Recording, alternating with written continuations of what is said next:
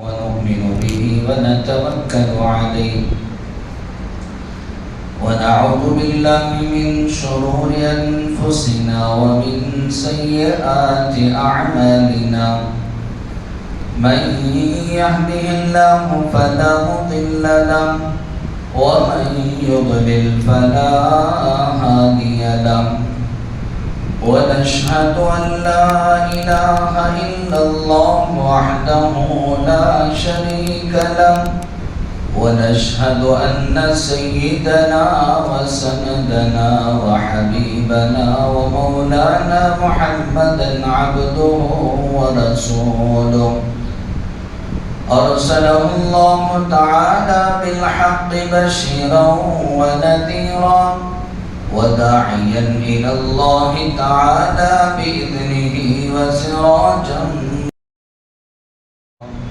أما بعد فإن أصدق الحديث كتاب الله وخير الهدي هدي محمد صلى الله عليه وسلم وخير الأمور عوازمها وشر الأمور محدثاتها وكل محدثة بدعة وكل بدعة ضلالة وكل ضلالة في النار. أعوذ بالله من الشيطان الرجيم. بسم الله الرحمن الرحيم.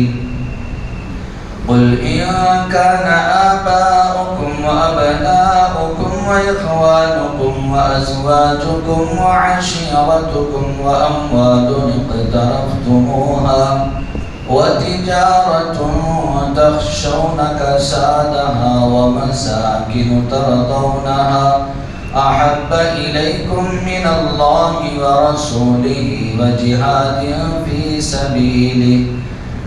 سبيله فتربصوا حتى يأتي الله بأمره إن الله لا يهدي القوم الفاسقين. وقال تعالى إنما الصدقات للفقراء والمساكين والعاملين عليها والمؤلفة قلوبهم وفي الرقاب والغارمين وفي سبيل الله وابن السبيل فريضة من الله. آمنت بالله صدق الله مولانا العظيم. وقال النبي صلى الله عليه وسلم إنما الحياة الدنيا لعب ولهو أو كما قال عليه الصلاة والسلام. معزز حاضرین، محترم سامعین، اللہ جل جلالہ عم نوالہ نے ہمیں بے شمار نعمتوں سے جو نوازا، ان میں سے ایک نعمت وہ مال کی بھی ہے. اللہ جل جلالہ عم نوالہ اپنے کلام پاک میں ارشاد فرماتے ہیں زُيِّنَ لِلنَّاسِ حُبُّ الشَّهَوَاتِ مِنَ النِّسَاءِ وَالْبَنِينَ وَالْقَنَاطِيرِ الْمُقَنطَرَةِ مِنَ الذَّهَبِ وَالْفِضَّةِ وَالْخَيْلِ الْمُسَوَّمَةِ وَالْأَنْعَامِ وَالْحَرْثِ. یہ چند چیزیں ایسی ہیں جن کی محبت فطری طور پر اللہ نے انسان کے دل میں رکھی. اس آیت مبارکہ میں کئی چیزوں کا تذکرہ کیا گیا ہے.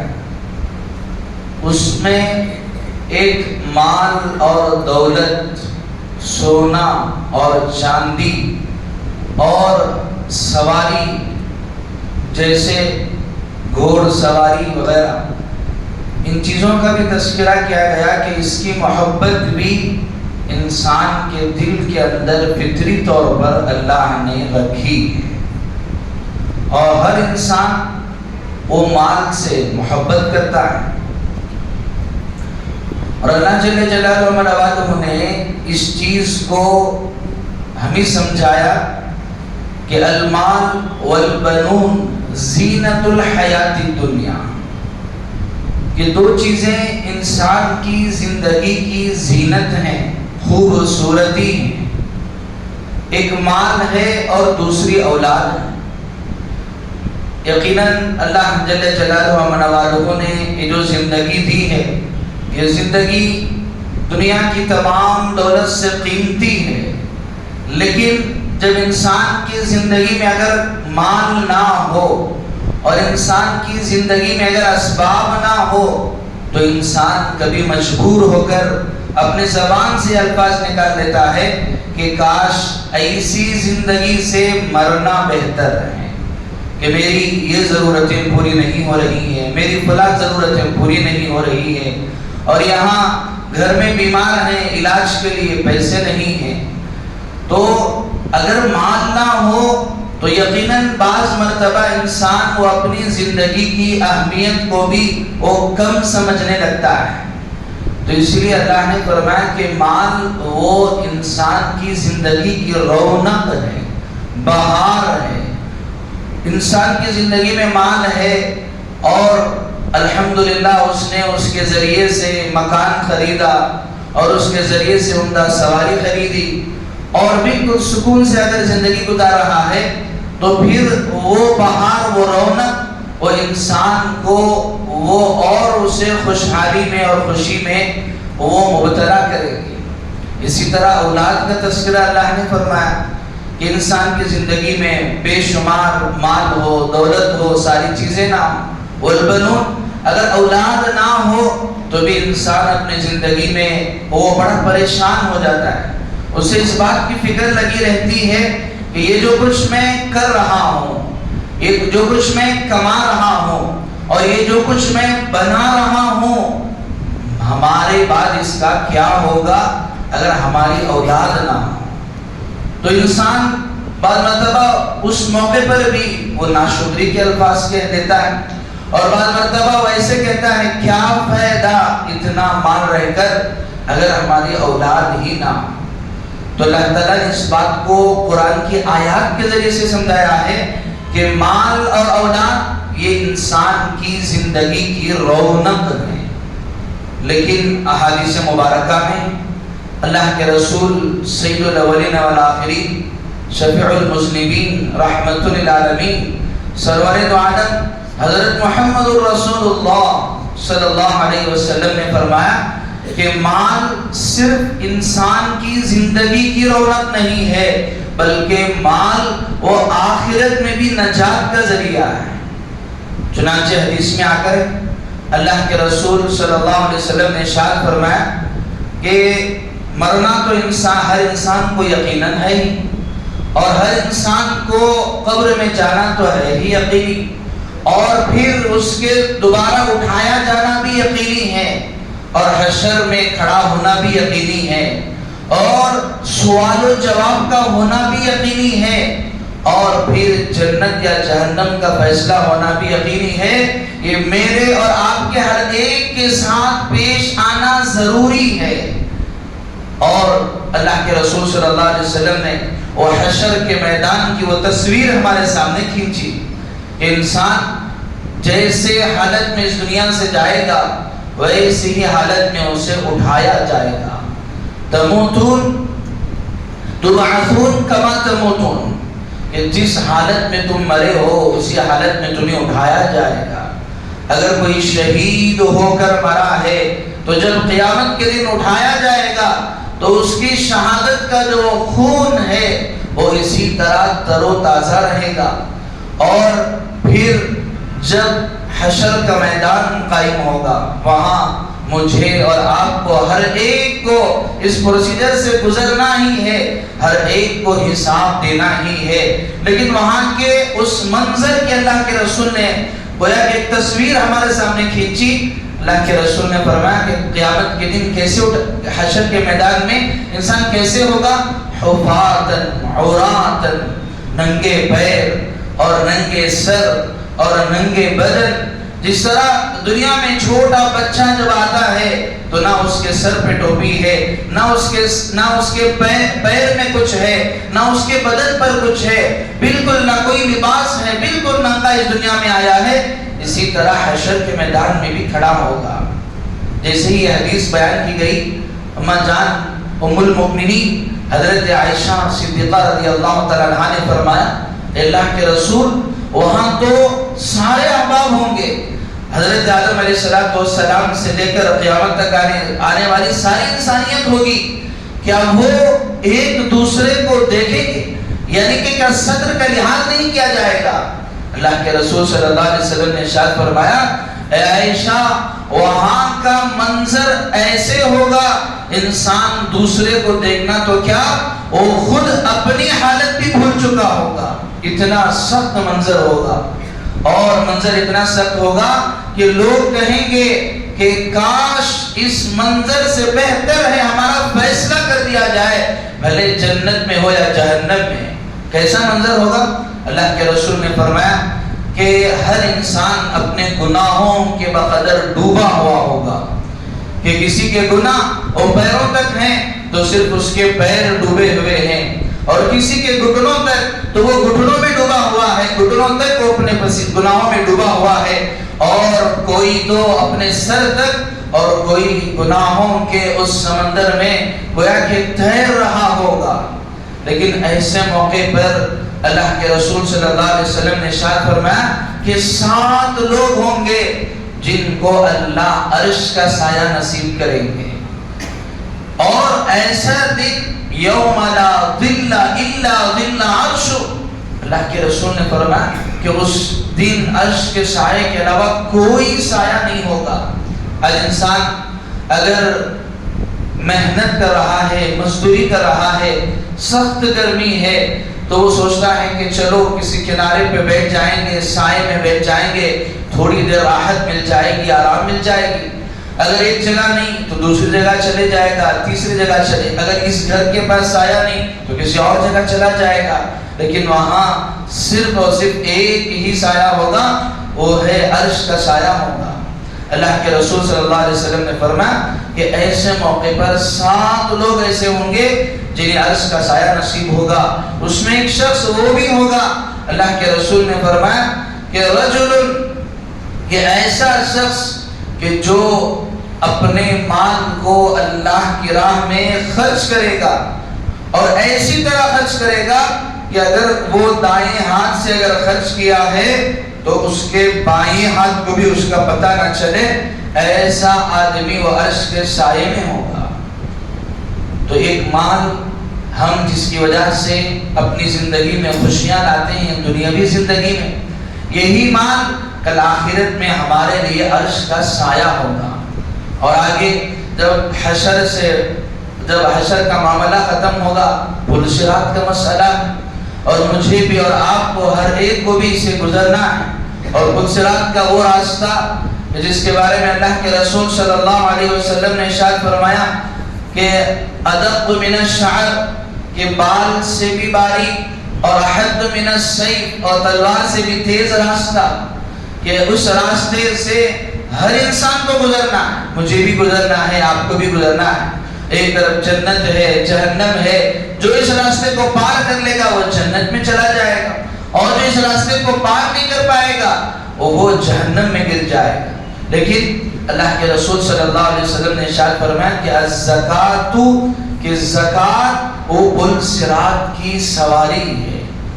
کہ انسان اگر اللہ کی راہ میں اگر خرچ کرے گا، صدقہ دے گا، اور اپنے مال کو اللہ کے راہ میں اگر خرچ کر رہا ہے تو یہی مال کل اسے پل صراط پر گویا کہ ایک سواری کا کام دے گا. کہ جس طرح ہم دنیا میں دیکھتے ہیں کہ انسان اگر کسی ایک جگہ سے دوسری جگہ جانا ہے، جب سیر و تفریح کے لیے ہم کہیں جائیں تو ہم دیکھتے ہیں کہ جہاں پر پہاڑ ہی پہاڑ ہیں، درمیان میں کوئی راستے نہیں ہے، تو وہاں ایک الگ طرح کا نظام بنا ہوا ہوتا ہے کہ ایک جگہ سے دوسری جگہ پہنچانے کے لیے کچھ اس طرح کی وہ تاریں بنی ہوئی ہوتی ہیں، اور جس میں وہ ایک ٹرین نما چھوٹی سی سواری ہوتی ہے جس میں انسان بیٹھ کر آسانی سے ہواؤں میں سفر کر لیتا ہے. ایسے ہی اللہ کے رسول صلی اللہ علیہ وسلم نے ارشاد فرمایا کہ زندگی میں مال کا خرچ کرنا وہ کل قیامت کے دن پل صراط پر گزرنے کے لیے آسانی کا ذریعہ ہوگا. اور اللہ کے رسول صلی اللہ علیہ وسلم نے احادیث مبارکہ میں مال کے خرچ کرنے کی بے شمار ترغیبیں دی ہے. کیوں؟ کیونکہ اللہ نے مال سے جو محبت انسان سے رکھی ہے وہ بعض مرتبہ انسان مال سے اتنی زیادہ محبت کر لیتا ہے کہ وہ خرچ کرنے کے لیے تیار نہیں ہوتا، اس کے اندر بخالت اور کنجوسی اور وہ بخیل بن جاتا ہے، اسے مال کا خرچ کرنا پسند نہیں آتا. لیکن مال کی محبت ہونا فطری چیز ہے. اللہ تعالیٰ نے اپنے کلام پاک میں 8 چیزیں ارشاد فرمائی کہ جس کی محبت انسان کو بے شمار ہوتی ہے. قل ان کان آباؤکم و ابناؤکم، انسان کو اپنی اولاد سے محبت ہوتی ہے.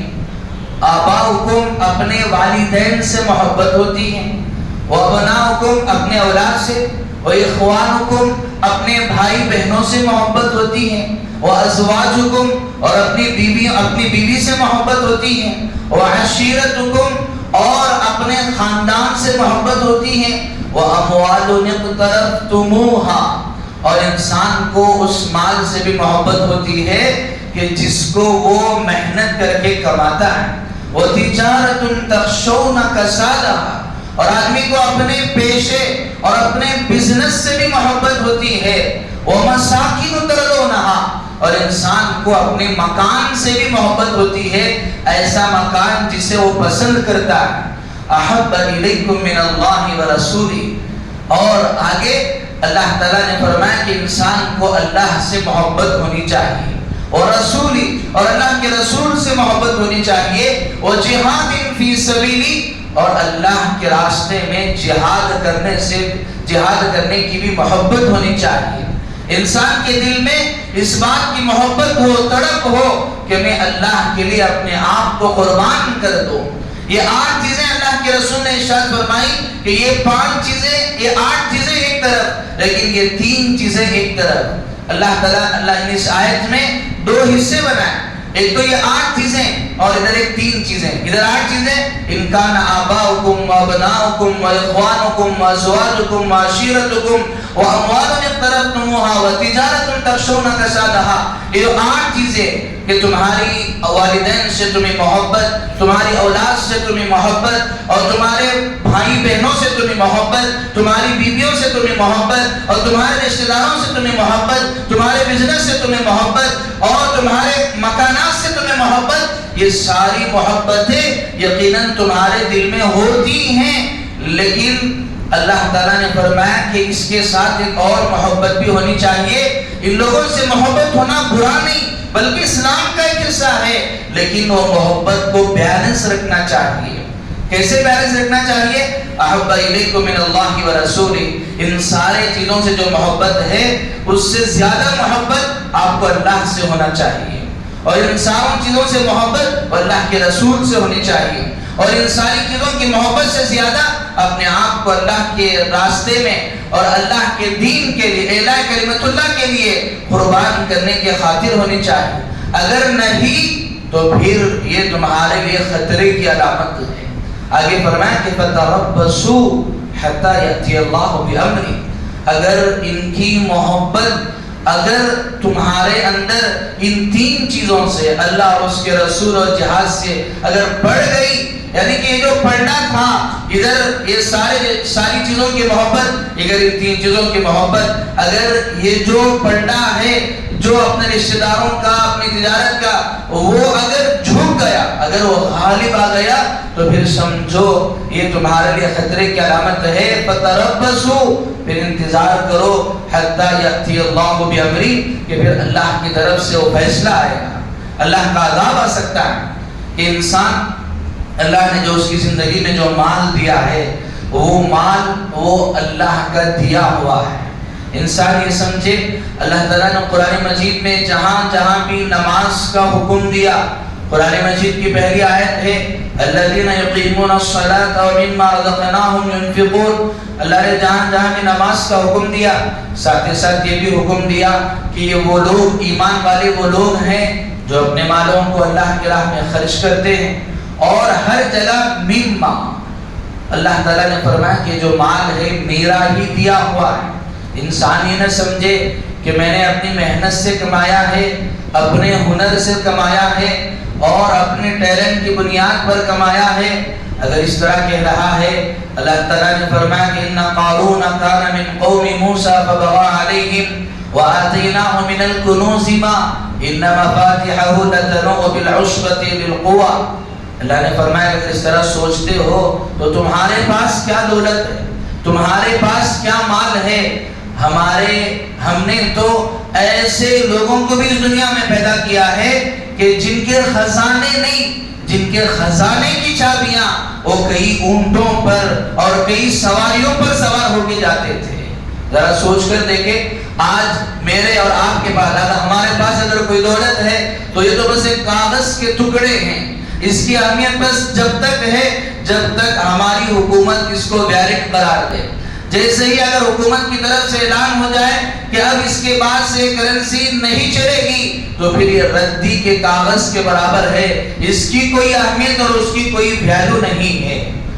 ہاں، انسان کے پاس اگر سونا ہے اور اگر اس کے پاس اگر ہیرے جواہرات ہیں، یہ تو ہمیشہ کام آنے والی چیز ہے۔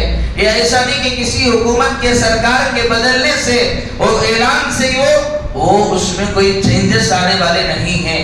تو اللہ تعالیٰ یہ فرما رہے ہیں کہ جو قارون تھا، ہم نے اس کو اتنا زیادہ خزانہ دیا ہوا تھا کہ وہ خزانہ نہیں، اس کے خزانے کی چابیاں وہ کئی اونٹوں پر چلا کرتی تھی۔ ذرا سوچ کر دیکھیں کتنی بڑی دولت ہوگی۔ لیکن جب اللہ نے دولت دی تو دولت دینے کے بعد اللہ تعالیٰ نے اسے فرمایا کہ اس قالت اللہ تعالیٰ کی طرف سے اعلان ہوا کہ وَابْتَغِ فِيمَا آتَاكَ اللَّهُ الدَّارَ الْآخِرَةَ وَلَا تَنْسَ نَصِيبَكَ مِنَ الدُّنْيَا وَأَحْسِنْ كَمَا أَحْسَنَ اللَّهُ إِلَيْكَ۔ حضرت موسیٰ نے کہا کہ دیکھو اللہ نے تجھے جو بے شمار دولت دی ہے، اس میں سے جو اللہ نے جو تجھے دیا ہے، احسن کما احسن اللہ علیک، اللہ نے جب تجھے دیا ہے تو دوسروں کے ساتھ تو بھی احسان کا معاملہ کر۔ لیکن اس نے کہا انما اوتیتہ علی علم عندی، میں کیوں دوں؟ میں نے اس کو اپنی صلاحیت کی بنیاد پر، اپنے ہنر کی بنیاد پر اور اپنی حکومت کے بل بوتے کی بنیاد پر میں نے یہ حاصل کیا ہے، میں کیوں دوں؟ انما اوتیتہ علی علم عندی۔ پھر اللہ تعالیٰ کی طرف سے عذاب بھی نازل ہوا، فَخَسَفْنَا بِهِ وَبِدَارِهِ الْأَرْضِ، کہ ہم نے اس کو اس کے خزانوں سمیت زمین میں دھسا دیا۔ کہ جب اس نے ہماری نافرمانی کی تو ہم نے اس کے خزانے سمیت اس کو زمین میں دھسا دیا۔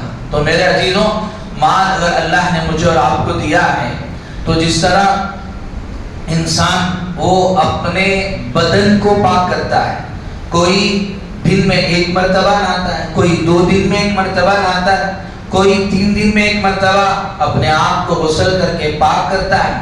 اور انسان جب باہر جاتا ہے، گرد و غبار لگتی ہے، سفر میں جاتا ہے، گرد و غبار لگتی ہے تو لگتا ہے کہ اس کا بدن میلا ہو گیا ہے تو اس کو پاک کرتا ہے۔ کیوں؟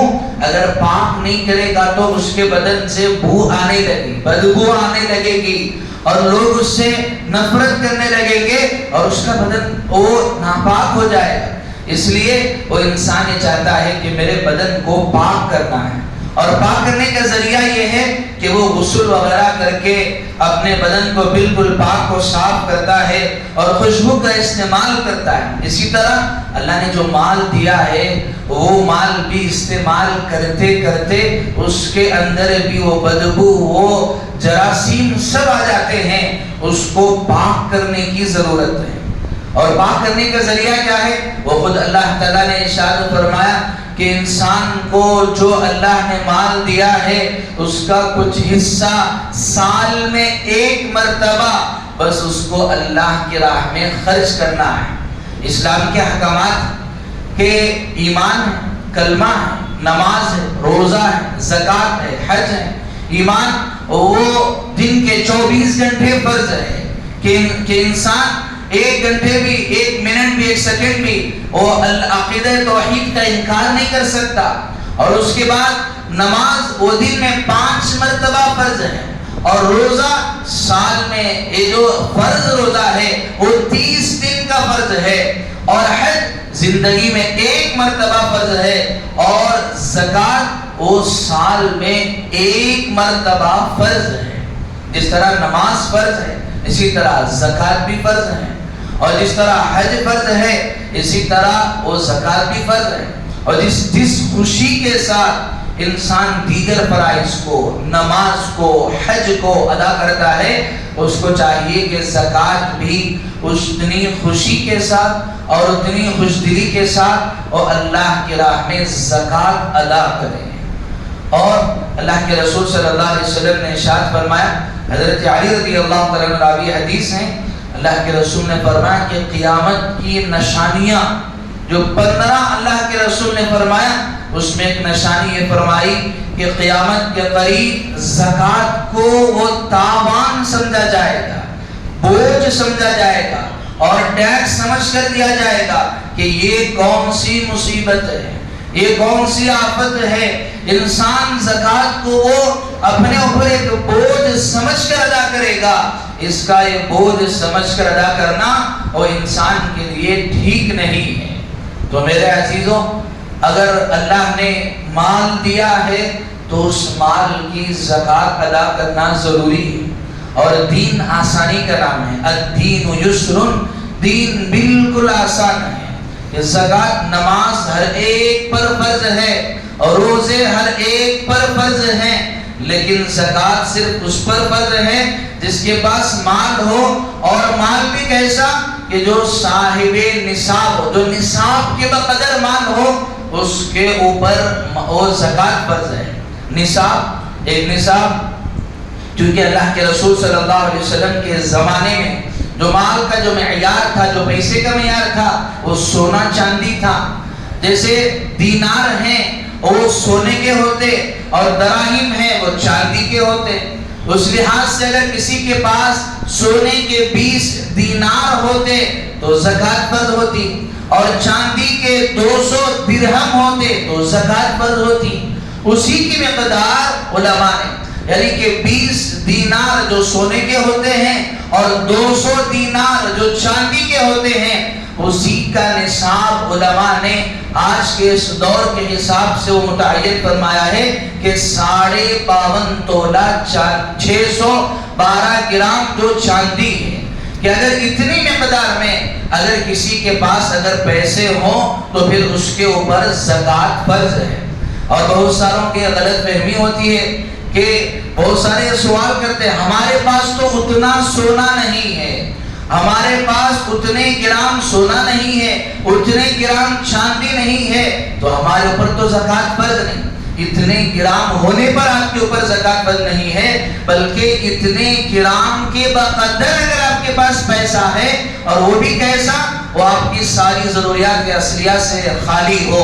آپ نے اگر عمدہ سواری رکھی ہے تو اس کے اوپر آپ کے اوپر زکوٰۃ نہیں ہے۔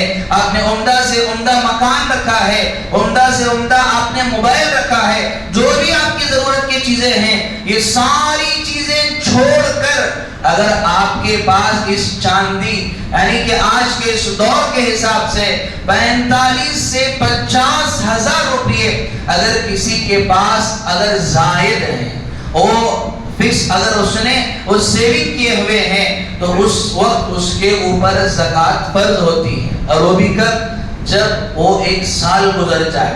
اور یہاں سال کے گزرنے میں بھی عام طور پر مان کر چلیے، سب سے پہلے تو یہ بات ذہن میں ہونی چاہیے کہ زکوٰۃ کا تعلق رمضان سے نہیں ہے کہ زکوٰۃ رمضان میں ہی دی جائے اور زکوٰۃ رمضان میں فرض ہے، یہ اس طرح کوئی نہیں ہے، بلکہ اللہ تعالیٰ نے جو مال کے خرچ کرنے کا جو سسٹم بنایا ہے، ہر ایک کا جو زکوٰۃ کے فرض ہونے کا دن ہے وہ الگ الگ ہے۔ سال کے 365 دن میں الگ الگ انسان پر زکوٰۃ فرض ہوتی ہے۔ ایسا نہیں کہ صرف جو ضرورت مند ہیں، جو محتاج ہیں، وہ صرف رمضان میں ہی ضرورت مند ہیں، رمضان کے بعد وہ ضرورت مند نہیں، ایسا نہیں، ضرورت مند تو پورے سال ہیں۔ اسی طرح جو زکوٰۃ فرض ہوتی ہے وہ الگ الگ موقع پر فرض ہوتی ہے۔ زکوٰۃ انسان پر کب فرض ہوتی ہے؟ جب وہ اپنی زندگی میں پہلی مرتبہ جب وہ 50,000 روپئے کا مالک بن گیا، 45 40 سے 50,000 روپے کا مالک اگر وہ بن گیا تو پھر اب اس کے اوپر زکوٰۃ فرض ہو گئی، لیکن ادائیگی کب ہے؟ وہ اگلے سال، مان کر چلیے 5 محرم، اگر 5 محرم کے دن اگر کوئی شخص اتنے روپیوں کا اگر مالک بن گیا، اب وہ اگلے سال جب محرم آئے گا تو ان 5 محرم کو اگر اس کے پاس وہ پیسے اگر باقی ہیں تو پھر اس کے اوپر زکوٰۃ ہے۔ اب اس دوران اگر رمضان آ گیا تو رمضان میں اس کے اوپر زکوٰۃ فرض نہیں ہے، ہاں اگر اس نے محرم کی زکوٰۃ وہ رمضان میں ہی اگر ادا کر دیا تو پھر اس کے لیے بھی یہ شرط یہ دیکھا جائے گا کہ چونکہ زکوٰۃ کا مسئلہ بڑا سمپل ہے، وہ یہ ہے کہ اگر 5 محرم کو اگر اس کے اوپر زکوٰۃ فرض ہوئی تو اگلے 5 تاریخ کو جتنی رقم اس کے پاس ہوگی اتنی زکوٰۃ اس کے اوپر ہوگی۔ مان کر چلیے 5 محرم کو اس کے پاس 1 لاکھ روپیہ ہے، لیکن اگلے سال 5 محرم کو اس کے پاس اگر بجائے 1 لاکھ کے 70,000 ہیں تو جو پہلے محرم کو اس کے پاس 1 لاکھ روپے تھے اس کی زکوٰۃ نہیں ہے، بلکہ جو سال کے اینڈ میں جو اس کے پاس 70,000 روپے ہیں اس کی زکوٰۃ ہے۔ اگر وہ 70,000 روپے بھی اگر اس کے پاس بلکہ 40 یا 30 یا 20,000 ہیں تو پھر اس کے اوپر زکوٰۃ نہیں ہے۔ اب اگر کوئی شخص رمضان میں ادا کر دیا، مان کر چلیے کہ اس نے 50,000 رمضان میں زکوٰۃ ادا کر دیا، لیکن جب اس کی محرم کی تاریخ آئی تو اس کے پاس 1 لاکھ روپیے تھے، زکوٰۃ ادا کر دی تو صرف وہ 50,000 کی زکوٰۃ ادا کیا۔ 50,000 کی زکوٰۃ ادا کرنا اسے زکوٰۃ کا تعلق رمضان سے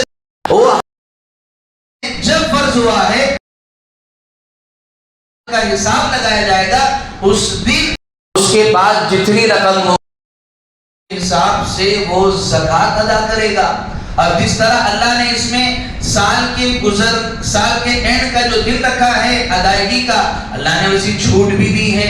مان کر چلیے اگر اس دوران کسی کے پاس 10 لاکھ روپے آ گئے یا 20 لاکھ روپے آ گئے، لیکن ایئر کا جو اینڈ کا جو دن ہے اس میں اگر 1 روپیہ بھی اگر اس کے پاس نہیں ہے تو اس کے اوپر زکوٰۃ نہیں ہے۔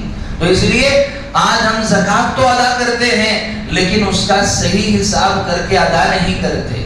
جس طرح نماز کو بالکل آداب کے ساتھ، مستحبات کے ساتھ، واجبات کی، فرائض کی، سنن کی رعایت کر کے ہم لوگ نماز ادا کرتے ہیں، اسی طرح زکوٰۃ کو بھی ادا کرنا ضروری نہیں۔ ایسا نہیں چلے گا کہ چلو اتنا دے دیے اتنا دے دیے، اس طرح نہیں چلے گا۔ اور زکوٰۃ کے معاملے میں کہ مصارف کیا ہیں، اور اس میں اس کے علاوہ جو سونا چاندی کا معیار ہے اور دوسرا جو معیار ہے وہ مال تجارت ہے۔ آپ کے پاس آپ کی ضرورت کی جو بھی چیزیں ہیں، 1 سے زائد فلیٹ، 1 سے زائد مکان ہے، آپ کے اوپر کچھ زکوٰۃ نہیں۔ زکوٰۃ کب ہوگی؟ یہ مال تجارت آپ کے پاس، جیسے اگر کوئی تاجر ہے اس کے دکان میں اگر تجارت تو جتنا وہ تجارت کا مال ہے، جیسے اگر کسی کے کرسیوں کی تجارت ہے اور کسی کی اور چیز کی تجارت ہے تو جب وہ اس کے زکوٰۃ کا دن آئے گا، اور اس میں رمضان شرط نہیں ہے، جب اس کے زکوٰۃ کا دن آئے گا تو اس دن اس کے پاس کتنا سامان ہوگا اتنی مقدار میں اس کو اس کا ٹوٹل 2.5% اس کو زکوٰۃ ادا کرنا ضروری ہے۔ اور مال تجارت، اگر کسی شخص نے کوئی فلیٹ خریدا اور اس کی ابتدا ہی سے نیت ہی ہے، مال تجارت کے لیے نیت شرط ہے کہ میں جو مال خرید رہا ہوں وہ اسی نیت سے خرید رہا ہوں، اور دوسری شرط یہ ہے کہ میں اس نیت نہیں اس کو نہیں ہے، لیکن بعد میں چل کر نیت بدل گئی سال کے گزرنے سے پہلے کہ نہیں اب تو میں اس کو اپنے استعمال کے لیے رکھ لوں گا، تو پھر اس کے اوپر زکوٰۃ نہیں ہے۔ پہلی شرط کہ خریدا گیا ہو وہ تجارت کی نیت سے۔ اگر کسی نے ہدیہ دے دیا، ہبہ کر دیا، آپ کو تحفے میں اگر کوئی چیز آئی ہے تو پھر اس کے اوپر زکوٰۃ نہیں ہے، کیونکہ آپ نے اس کو خریدا نہیں ہے۔ اور پھر ایک تو ابتدا میں نیت ہو اور پھر اس نیت پر باقی رہے اور سال کے قیامت کا دن آئے گا اس وقت تک وہ اسی نیت پر اگر برقرار رہے گا تو پھر اس کے اوپر زکوٰۃ فرض ہوگی، ورنہ اس پر زکوٰۃ فرض نہیں ہوگی۔ تو ایک سونا چاندی میں عیار ہے، ایک مال تجارت ہے، اور اس کے علاوہ جو کیش ہمارے پاس رکھا ہوا ہے، اور کیش جو رکھا ہوا ہے وہ دو شکل میں ہے۔ ایک شکل یہ ہے کہ میں رکھا ہوا ہے بطور اس کو اپنی سیونگ کے، اور ایک شکل یہ ہے کہ میں نے کسی کو دے رکھا ہے، وہ قرض کے طور پر ہے، یا میں نے کسی کو دے رکھا ہے وہ انویسٹمنٹ کے طور پر ہے۔ تو اگر میں نے میرے پاس جو مال رکھا ہوا ہے میں نے کہیں انویسٹمنٹ کیا ہوا ہے تو پھر اس کے اس مکمل مال پر زکوٰۃ فرض ہے، اسے زکوٰۃ ادا کرنی ضروری ہے۔ جتنا بھی اس نے اس کا 2% اس کو اس کی بھی زکوٰۃ ادا کرنی ہے، اور اس کے جو منافع اگر وہ باقی ہیں تو بھی اس کی زکوٰۃ اس کو ادا کرنا ہے۔ ہاں اگر میں نے کسی کو قرض دے رکھا ہے تو قرض بھی دو طرح کا ہے، اور قرض پہ اگر امید قرض کے واپس آنے کی ہے، جیسے بعض مرتبہ انسان ایسے قرض ہوتے ہیں جس کی امید ہی نہیں ہوتی تو پھر ایسے قرض پر بھی زکوٰۃ نہیں ہے۔ ہاں جس قرض کے آنے کی امید ہے ایسے قرض کی زکوٰۃ ادا کرنی ضروری ہے۔ اور یہاں بھی اللہ نے ایک اور رعایت دے دی، ایک آدمی 10 لاکھ کا مالک ہے اور 10 لاکھ اس کے پاس ہیں، لیکن 5 لاکھ وہ کسی اور پھر وہ زکوٰۃ اس کے لیے معاف ہے، چونکہ وہ 5 لاکھ وہ قرض دینا ہے تو یہ 5 لاکھ کی صرف زکوٰۃ ادا کرے گا۔ اللہ نے اتنی آسانی اس میں رکھی ہے تاکہ انسان وہ تاوان اور بوجھ سمجھ کر زکوٰۃ ادا نہ کرے۔ تو یہ 4 چیزیں معیار ہیں کہ سونا یا چاندی، اور سونا اور چاندی اگر کوئی انسان یہ کہے کہ میں اپنے جو گھر میں رکھا ہوا ہے ہم تو اس کو تجارت کے لیے نہیں رکھے ہیں، پہننے کے لیے رکھے ہیں، اگر سونا چاندی اگر تم نے پہننے کے لیے رکھا کے اوپر زکوٰۃ ہے تو اس پہ تو زکوٰۃ نہیں۔ سونا چاندی اگر تم نے اپنے پہننے کے لیے بھی اگر رکھا ہوا ہے تو پھر اس کے اوپر بھی زکوٰۃ ہے۔ ہاں اگر ڈائمنڈ ہیرے اگر ڈائمنڈ وغیرہ ہیں اگر آپ کے پاس ہے آپ جتنا چاہے استعمال کریں تو اس کے اوپر زکوٰۃ نہیں۔ ہاں اگر ڈائمنڈ وغیرہ آپ نے نیت سے لے رکھا ہے تو پھر اس کے اوپر بھی آپ، یہ بنیادی چیزیں کر ہمیں اپنے مالوں کی زکوٰۃ ادا کرنی۔ ایک آدمی رکھا ہوا ہے اپنی اور وہ یہ کہہ رہا ہے کہ یہ جو میں نے مال رکھا ہوا ہے یہ میری اولاد کے لیے فلاں کے لیے رکھا ہوا ہے، لیکن مالک تو آپ ہی ہیں، اس کی زکوٰۃ بھی ادا کریں گے۔ یہ جو میں نے زیور لے رکھا ہے یہ میں استعمال نہیں کرتے، اگر استعمال نہ بھی کر رہے ہوں تب بھی آپ کے اوپر اس کی زکوٰۃ وہ فرض ہے۔ تو یہ 4 چیزیں معیار ہیں، سونا چاندی ہے، مال تجارت ہے اور کیش ہے۔ اور اس کے علاوہ جب انسان اس کے پاس اگر اتنی سیونگ ہے جو بچ جائے گی، کسی یہ چاروں چیزیں ملا کر بھی اگر 50,000 یا 45,000 کے بقدر اس کے پاس اگر مال موجود ہے تو پھر وہ زکوٰۃ ادا کرے گا۔ اور زکوٰۃ کے مصارف فرمائیں انما الصدقات للفقراء والعاملین علیہا، یہ بنیادی طور پر اگر دیکھا جائے تو اس میں بتایا گیا ہے کہ جو مسکین ہے، جو محتاج ہے، جو ضرورت مند ہے وہ اس کو دینا زکوٰۃ دی جا سکتی ہے، لیکن اس میں نفلی صدقہ ایک ہوتا ہے زکوٰۃ۔ جس طرح انسان 5 وقت کی فرض نماز پڑھتا ہے اور اس کے علاوہ نوافل پڑھتا ہے، نماز سے پہلے، عشاء کے بعد، ظہر سے پہلے، اور اسی طرح فجر سے پہلے، عصر سے پہلے نوافل پڑھتا ہے، یہ تو نوافل ہے کہ فرض نماز۔ ایسے ہی یہ جو زکوٰۃ ہے یہ نوافل صدقہ آپ جس کو چاہے دے سکتے ہیں، وہ اس میں وہ صاحب نصاب ہے یا نہیں ہے، وہ ساری چیزیں نفل صدقہ ہے تو آپ دے سکتے ہیں۔ لیکن زکوٰۃ جب دیں گے تو زکوٰۃ دینے کے لیے شرط یہ ہے کہ آپ کو یہ دیکھنا ضروری ہے کہ جس شخص کو آپ زکوٰۃ دے رہے ہیں وہ خود اتنی مقدار کا مالک نہ ہو، یعنی کہ 45 سے 50,000 موجود نہ ہو۔ اور یہاں اللہ تعالیٰ نے قرآن مجید میں بڑی بہترین ایک آیت ارشاد فرمائی للفقراء الذین احصروا فی سبیل اللہ، لا يستطيعون ضربا في الارض يحسبهم الجاهل اغنياء من التعفف. ہم سمجھتے ہیں کہ فقیر اور اس کا مطلب وہ لوگ ہیں جو مانگتے ہیں، جن کے کپڑے پھٹے ہوئے ہوں، وہی لوگ اس کے زکات کے اور اس اللہ نے فرمایا کہ یقیناً ان کی تنخواہ 40,000 ہوگی، یقیناً ان کی تنخواہ 50,000 ہوگی، لیکن وہ سارے ان کے گھر کے کرایوں پر اور اپنے اولاد کے فیس پر، اور نہ جانے جب وہ مہینہ آتا ہے تو کچھ ان کے پاس بچتا نہیں ہے. اور بعض لوگ تو ایسے ہوتے ہیں محتاج ہیں لیکن سوال کرنے کی کسی سے ان کی ہمت نہیں ہوتی. لا يستطيعون ضربا في الارض، لوگوں کو چل پھر کر چلنے کی، گھومنے کی پھرنے کی استعداد بھی نہیں رکھتے، اور وہ کسی نہیں ہے. یحسبهم الجاهل اغنیاء من التعفف، نادان آدمی جس کو معلوم نہیں ہے وہ سمجھتا ہے ان کے رہنے سے اور ان کی بے نیازی سے سمجھتا ہے کہ مالدار ہے، اس کے پاس تو اچھا موبائل ہے، اس کے بعد یہ تو اچھے کپڑے پہنتا ہے، اس کو زکات نہیں دی جا سکتی. نہیں، اگر وہ صاحب نصاب نہیں ہے، اگر وہ ضرورت مند ہے تو پھر بھلے وہ آپ کو عمدہ لباس میں نظر آ رہا ہو، اس کے پاس اگرچہ کہ اچھا آپ کے موبائل نظر آ رہا ہو، تبھی بھی آپ اس کو زکات دے سکتے ہیں. اس لیے کہنا پڑ رہا ہے کہ آج بہت سارے اس کو اپنا ایک بزنس اور تجارت بنا لیے کہ زکات وہ مانگتے مانگتے وہ خود صاحب نصاب ہو چکے ہوتے ہیں، لیکن چونکہ ان کا مزاج اور ان کا عادت ہی بن گئی ہوتی ہے کہ ہمارا گزارا اسی پر ہوگا. اگر ایسے احباب کو اگر آپ زکات دے رہے ہیں تو اس سے آپ کی زکات ادا نہیں ہوگی.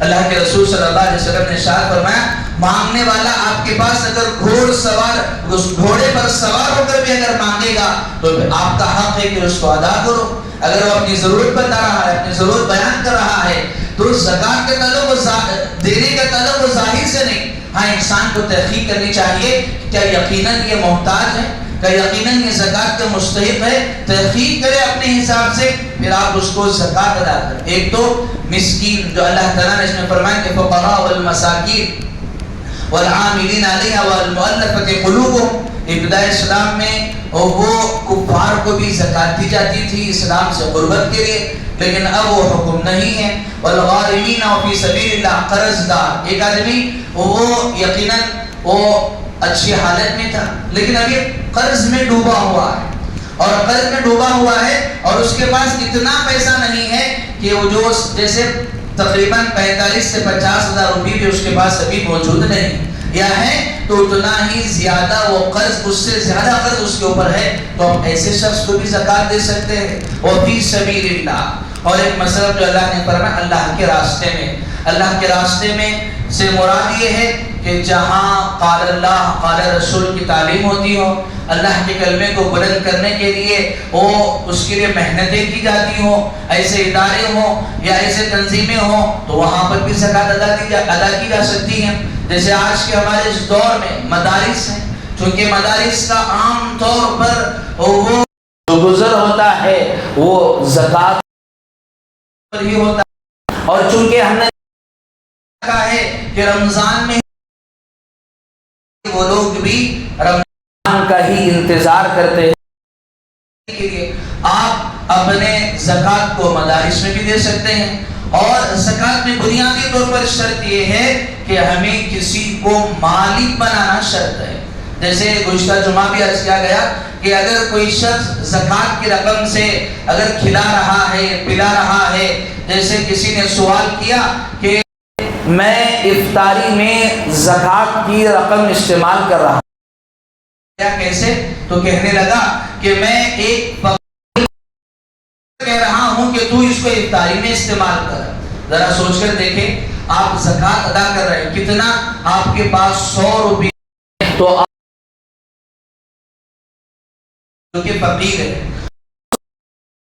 افطاری کا انتظام کرو، اور آپ کے تقریباً 97 روپے آپ کے پاس ہیں، آپ اپنے پاس رکھ کر آپ یہ کہہ رہے ہیں کہ میں اس رقم سے کر سکتا، اور فقیر صرف 2.5 روپیہ رکھ کر آپ اسے کہہ رہے ہیں کہ آپ افطاری کا انتظام کرو.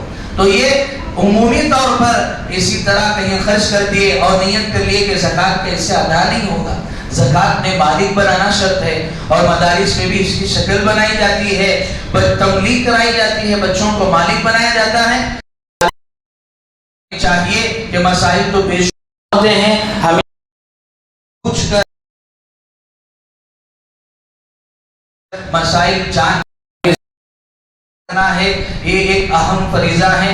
جس طرح نماز میں کچھ کمی کوتاہی ہو گئی, غلطی ہو گئی تو نماز نہیں ہوتی, ایسے زکوٰۃ ادا نہ ہوگی. اس لیے میرے عزیزوں, آپ حضرات سے درخواست ہے, چونکہ رمضان میں ہم زکوٰۃ ادا کرتے ہیں, ہم کم